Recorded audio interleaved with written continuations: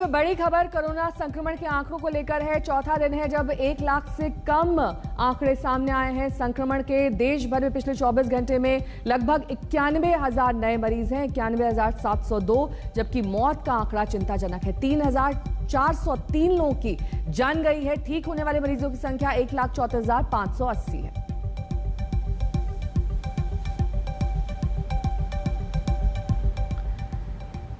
Corona की vaccine की दोनों डोजेस लेने के बावजूद भी कई लोग संक्रमित हो गए। कैसे हो रहा है ये सवाल का जवाब दिल्ली के एम्स की एक स्टडी में सामने आया है।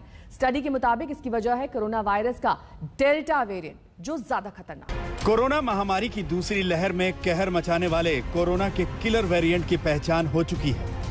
उस वेरिएंट का नाम है डेल्टा, यानी B16172।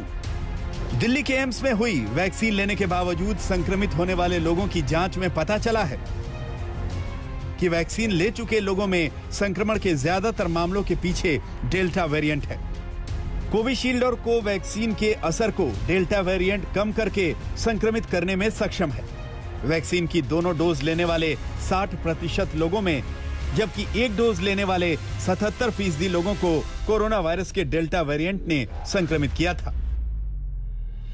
एम्स की स्टडी रिपोर्ट में कहा गया है कि जांच के दौरान सभी मरीजों में वायरस लोड काफी ज्यादा था, चाहे वो दोनों डोज ले चुके हों या फिर एक डोज लेने वाले हों। कोविशील्ड और कोवैक्सीन लेने वाले दोनों ही तरह के मरीजों में वायरल लोड का स्तर काफी ज्यादा था।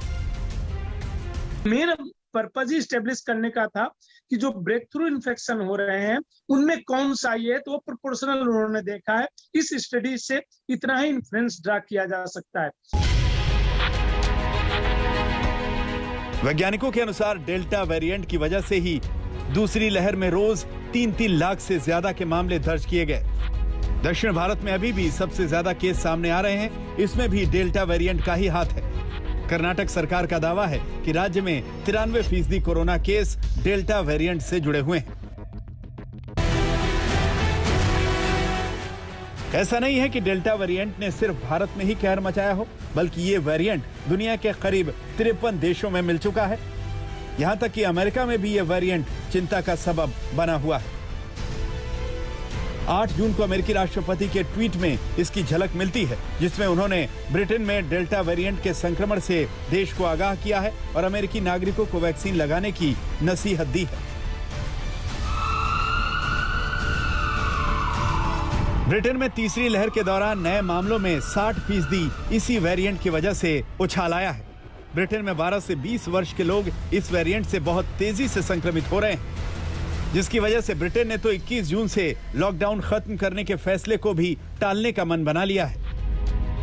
ये डेल्टा वेरिएंट का ही असर है जो दुनिया में कोरोना की दूसरी और तीसरी लहर के लिए जिम्मेदार है, क्योंकि ये वेरिएंट अपने से पहले मिले अल्फा वेरिएंट से 50% ज्यादा संक्रामक है। डेल्टा वेरिएंट का पहली बार पता भारत में अक्टूबर 2020 में लगा था।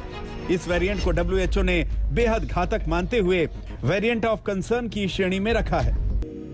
आज तक ब्यूरो।